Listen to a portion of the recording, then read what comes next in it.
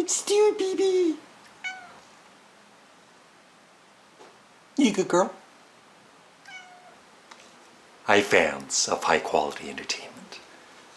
My happy-go-lucky cat Jinx is behind me. Sometimes she isn't. Somebody asked a day or two ago in one of my videos, where's Jinx? It's like, she isn't permanently behind me on this chair. Actually, my other cat, Midden, sometimes sits here too, so. And they're both females. I know sometimes some people say he, but don't call her a he. She'll claw you to death.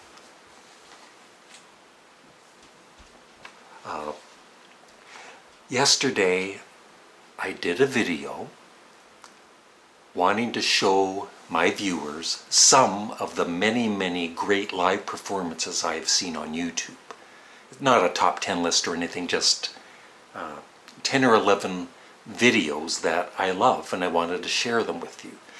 And I know, copyright issues and everything with YouTube, you have to be very, very careful. So I thought I could possibly get away with it by talking about each of these performances and just filming a little bit of the performances from my monitor, from my computer monitor. I just woke up. That's my excuse.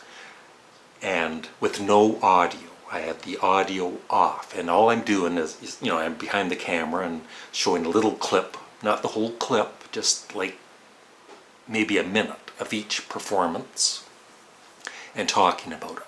So I uploaded it to YouTube and it didn't even go public. Right away I was getting these claims, and one of them, they were like this. Hi, Canadian Studmuffin. Hi, how are you? Due to a copyright claim, your YouTube video has been blocked. This means that your video can no longer be played on YouTube.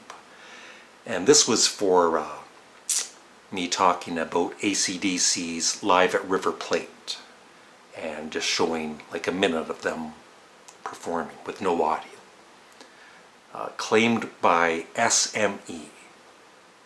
Why this can happen? Your video might contain copyrighted content.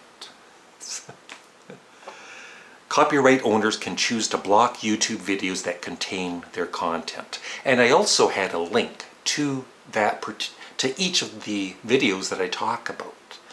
And this is one of the big frustrations, I guess not just with YouTube, but for instance, talking about movies or music. I do not understand why a creator can't play, for instance, a 30-second sample of any song because you're promoting the artist. I totally understand not, playing the whole song or even more than 30 seconds. But a 30-second limit to just show what the song is, it's just going to help the artist and even these companies that, send out all of these copyright strikes. So that's my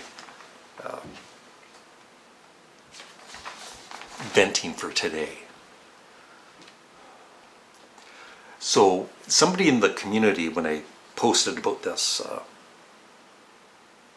copyrighted content, they suggested I make a playlist of the videos that I'm talking about. And so that's what I've done. It's a unlisted playlist, and so I shouldn't get into any trouble because it goes directly to the videos I'm talking about. I'm not even showing pictures from the video. So, I just want to talk about 10 live performances that I love, and like I said, there's hundreds that I love, and this isn't a top 10 list or anything, but so I should have the playlist. You should be able to see it. I'll have it pinned in the comment section below, and check out some of these performances, and if you've never seen them, check them out and come back and let me know what you think of them. Or some that you do know, let me know if you like them or not. So, Rory Gallagher in the 70s performing Bullfrog Blues. And what I love about this performance is, besides, I mean, the music is great, he's an awesome guitarist. I love the fan interaction. There's no cell phones.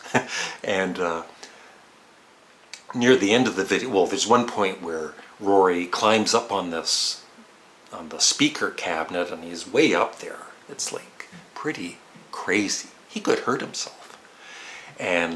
But what I really love is some of the fans go right up on stage and they're just dancing all around him. They're not, they're not touching him or bothering him. He'd probably slug them, but they're just rocking out. They're really close to him and they're just loving the music. And it really is one of my favorite live performances. Next, which is a album title for this artist, the Sensational Alex Harvey Band. This is the early 70s, I think about 72, 73. And the Sensational Alex Harvey Band are performing the song Framed. And it's not the greatest quality and it's in black and white, but it is such a great performance because I think near the beginning, the audience, I think this was at a festival, so there are other bands, and I don't think the audience liked them, and they were kind of confused, like, what is this? Because you just have to see the performance by Alex Harvey. And I love the guitarist. He's dressed in a clown face. Zal Clemenson, one of my all-time favorite guitarists, very underrated. So it's like a 10-minute performance, and they win over the audience. You just see it. By the end of the performance, they've won over the audience. So that's really worth checking out. I had to include a video of Sparks live. And this is two parts, actually. In the first part, Keith Moon and Ringo Starr are introducing Sparks on a TV show called In Concert in 1974. And in the second part I love the very last song they perform, Amateur Hour, because there's one shot of the audience, and there's this girl just, bopping along to the music, very happy, and her boyfriend is sitting beside her, this blonde, looks like a jock type guy, and he's like, he's not happy. He's not happy at all. So that always makes me chuckle. And the music is weird on first listen if you've never heard early Sparks before. But I absolutely love the whole performance. And of course, Ron Mael, the keyboardist, makes some really funny faces. So check that out. Van the Man, Van Morrison, singing Cypress Avenue. It's from the film It's Too Late to Stop Now, which of course is also a CD. And this is a really stretched out performance of the song. It's they're improvising quite a bit, I think, and I didn't really know if I liked it at first. And like the Alex Harvey, I guess it's like the Alex Harvey audience. It's like, I don't know if I like this, but by the end I was won over by the performance, and he has a Elvis Presley kind of aura to his performance, especially near the end. He does this one pretty cool jump, and the band is phenomenal. And I always think of Van Morrison as a pretty serious guy, but you can see him even smiling and kind of laughing during this performance, so it's great. All of you should know this one, Focus, Hocus Pocus. And it's just a crazy performance. The musicians are just way beyond superb. And I don't know how you pronounce his name, but the singer, he doesn't really sing, he yodels and he whistles and he does all kinds of things. Very talented band. So if you have not seen Focus performing Hocus Pocus, check it out. Frank Zappa, Muffin Man. And this was for, I think, he used to do a yearly Halloween live shows.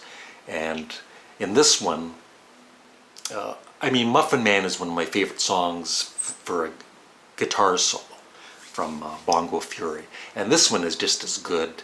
And at one point, he's shaking hands of some of the fans while still playing the guitar. And it's just cool to watch. 4 more to go. Devo. Almost any footage of them performing live is great. But there's one of Smart Patrol, Mr. DNA, and they are I think they're better live than on record. And I forget the drummer's name, Alan. I forget it at the moment, but he sadly passed away just a few years ago.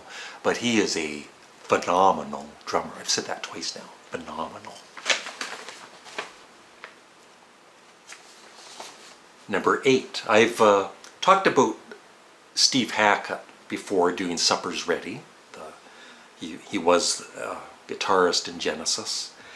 And this is a different performance, though. This is with Todd Mobile, who also performed with John Anderson of Yes, and they did, I believe, Awaken, which is superb too. But with this performance, it's a different lead singer compared to the other performance that I talked about before. You're so cute.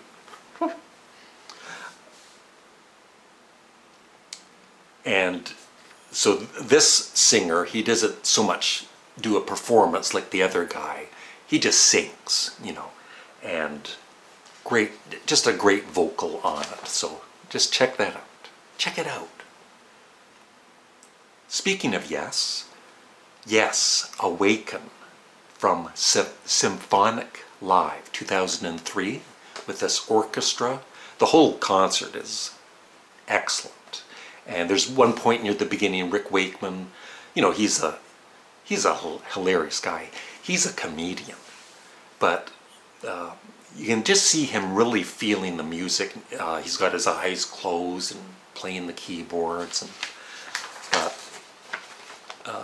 just a masterful job on Awaken. And finally, Deep Purple at California Jam. I forget what song it was, but it's a clip of Ritchie Blackmore at the end of their live show, just going completely crazy and smashing his guitar, and there's fire and everything. And he was seriously mad. I was going to say pissed off, but I'll just say mad. And because, the cameras all around him and all that, and maybe some other things were bugging him at the time, other band members. So that is worth checking out if you have not seen it yet. And so if I get enough, feedback on this, I'll do another one of these in a week or two. So check some of the live performances out and let me know in the comments section what you liked or didn't like, and I'd really appreciate it. Thanks for watching. Have a great day. I know. Bye. I know.